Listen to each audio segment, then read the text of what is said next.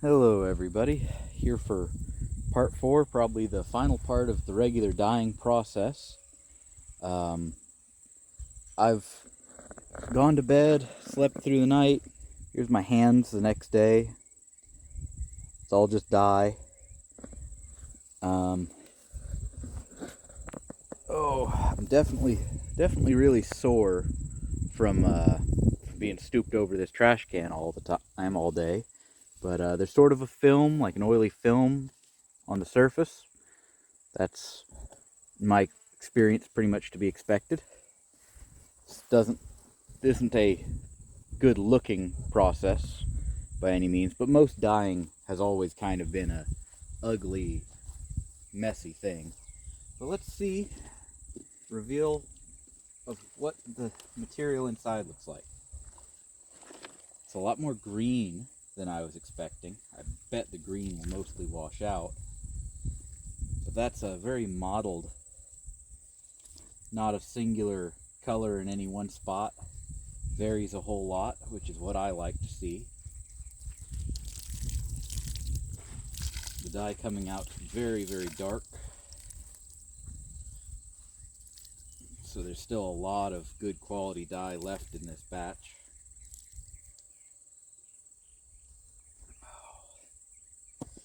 I'm going to start throwing all these off to the side so that I can hose them down with just a garden hose afterwards.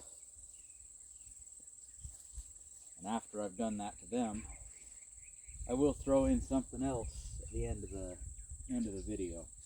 So I'll probably end up with a part 5 to this series as well. But in general, I'm very happy with that. I don't know how long the green will last, or if it's going to just rinse right out right away, but yeah. Now, it's up to you just how thorough you want to be with the, rinsing it out. You can I recommend you rinse them outside first, no matter what you do, because there's a lot of dye in these. But you can rinse them out real well with just the hose, and then fold them up and put them away. And the chemicals inside of this stuff will keep bugs and pests off of the clothes pretty well. The jug loan, it can be dangerous to us in large quantities, but especially for invertebrates, it can be very, very dangerous. Very, very dangerous compounds very, very quickly. So they'll largely leave it alone. And like I've said, I find that the smell is very, very pleasant, very clean smelling, very chemical-like. So, yeah, bit by bit, just pull out all the different things. Sorry about our dogs.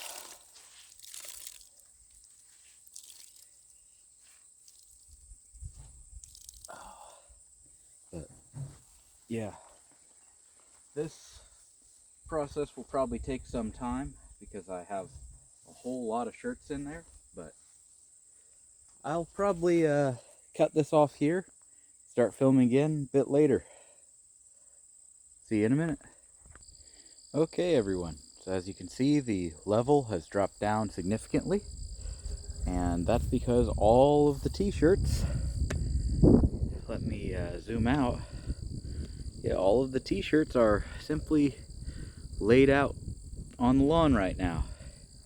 So you all will get to watch as I wash them out. You can see right there is the bandana that's been in the longest. The one on the other side there, that's the lightest. Actually, I can angle you guys down. There's another row up front, but yeah, that lighter one, I tied in a knot to sort of give it some variation. I like how it came out. But I'm gonna go hit it with the hose. I'll be right back.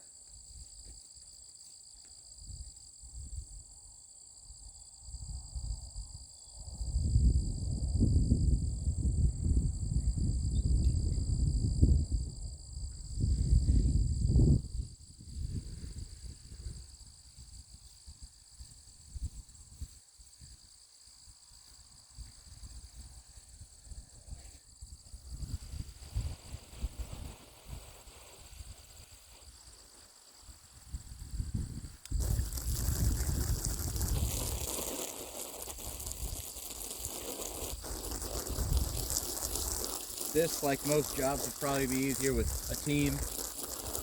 Instead of having to lay them all out at once, I could have somebody rinsing them while I take them out, things like that. But the job gets done.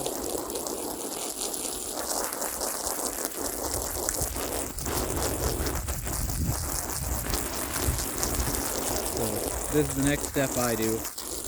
You could probably also, if you're conserving water, you could probably just take them in a secondary bin full of water and just squeeze them out a few times.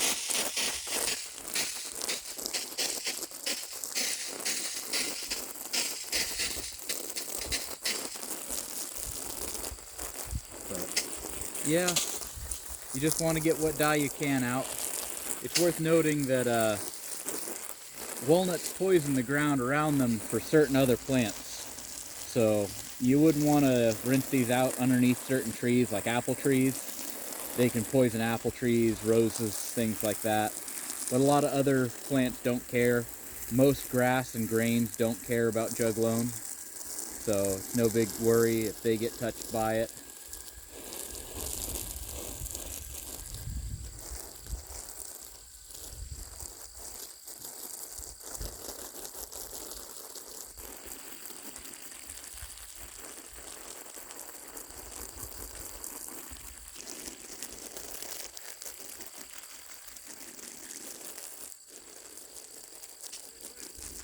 Right.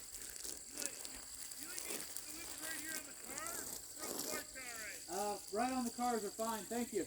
That's what I thought, Yep. Sorry about that, I just got a delivery. It's actually something I'm gonna throw in the dye here in a minute as well. So, good enough timing. Not great for the video though.